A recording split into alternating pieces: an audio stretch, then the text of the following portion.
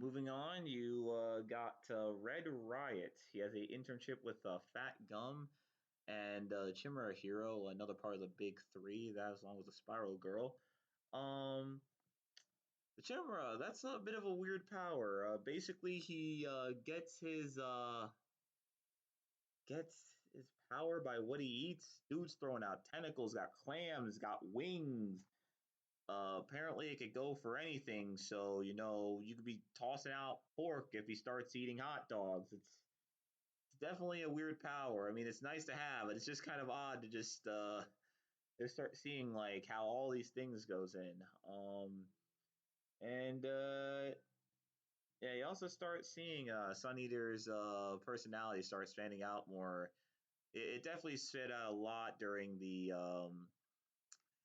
earlier seasons of how this guy would shine reserved, but it really shows he is very, very reserved. He's always not happy, complained about other people's happiness. Very bit of a downer and very shy. I mean, the guy's willing to fight, but his personality does get kind of annoying after a while.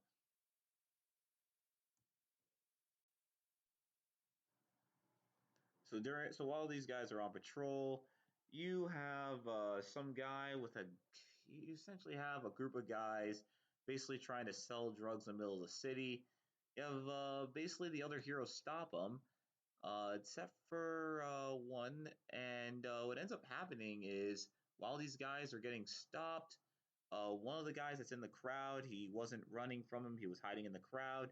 He wants to save his buddies, so he shoots Sun Eater essentially with the gun, and he starts losing his powers. The same type that Overlord showed earlier, and he's not able to use his quirk. And then he tries to shoot Red Riot, and it bounces off of Red Riot. Guy's got the perfect quirk.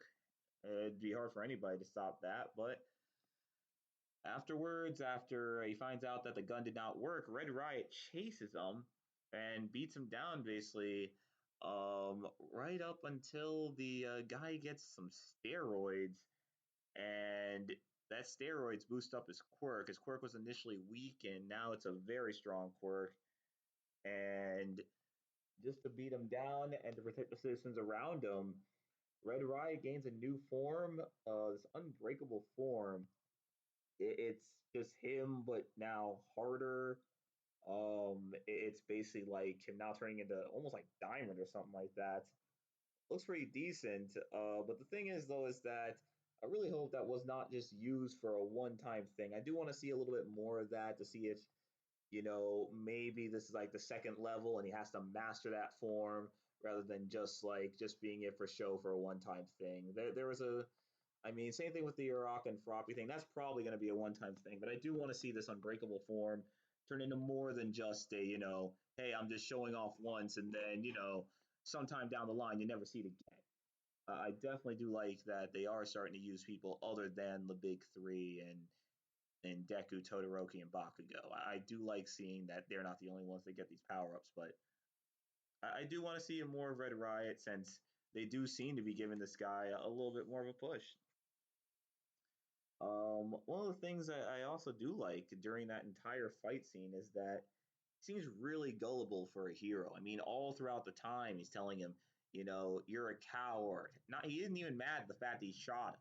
He's cowardly because he's running. He's cowardly, just because he's running and he's abandoning his friends. And what's even funny is like even after the guy betrayed him to finally take the steroids, after crying, and then after getting beat up he cries again, and he shows his mercy, and it really shows the difference between you know just some high school kid that's really jumping on this in the first time and a hardened criminal is, let's face it, a cop's or somebody else that's really knowing isn't going to fall for the same thing twice. Kirishima was really being nice onto the guy, especially after he took the steroids and put everybody else at risk. You know, most of these other heroes would definitely start giving him the beatdown, especially afterwards, so he doesn't try to escape. And so when he does try to escape, he gets stopped by Fat Gum. Fat Gum is this big, massive guy, call him Fat Gun for a reason, was this big, massive blob that's he doesn't really have to do much. All he has to do is just hug him and he will win because it will probably suffocate. And that is his quirk. It's a funny quirk, but what I saw from there, it damn well works. So very good job there. So afterwards, they're basically talking to Sun Eater about you know how he lost his quirk. They're sitting there saying, "Hey, these steroids, they've seen them all around. It's not that big of a deal. You see them all across the world to help out weak quirks, and but the whole bullet thing was completely unnatural, kind of showing that that bullet thing is really going to be a show, and it's going to be something that you see more and more into the future. You've already seen a little bit of a push for that during the whole deal with Overlord and and Togura, but the thing is that the thing I'm kind of sad about is the fact that we're not going to see a little bit more of the steroids in the future. It looks like it does not look like they're going to show more of those steroids in the future. I would really like to see more of that. I really hope it's not a one-time thing. I really hope they bring that back a little later because the idea of enhancing a quirk going more and more on, especially when, many of these powers are really based on of what you're born with and not specifically on mastery. I mean, the unbreakable part is nice, and that seems to be like the final form of his quirk, but again, for some of these others, you're never going to see like a super form of anything else. Like let's say Froppies or naval lasers, they're not going to really get up there and become greater or grandiose without something like a steroids in the long term. So I do like to see much more of the concept of boosting up quirks as it would help out like weak quirks or small quirks hang around with the big boys of the world, which I guess we're going to see later in the show, maybe a few seasons down. As far as the episode goes, I'd say pretty well, pretty well.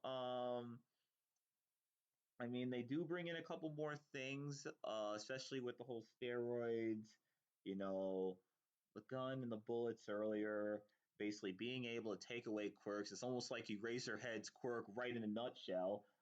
So I definitely do like that. Definitely do like the Clash of Titans, that Deadly Alliance that we're seeing more and more of.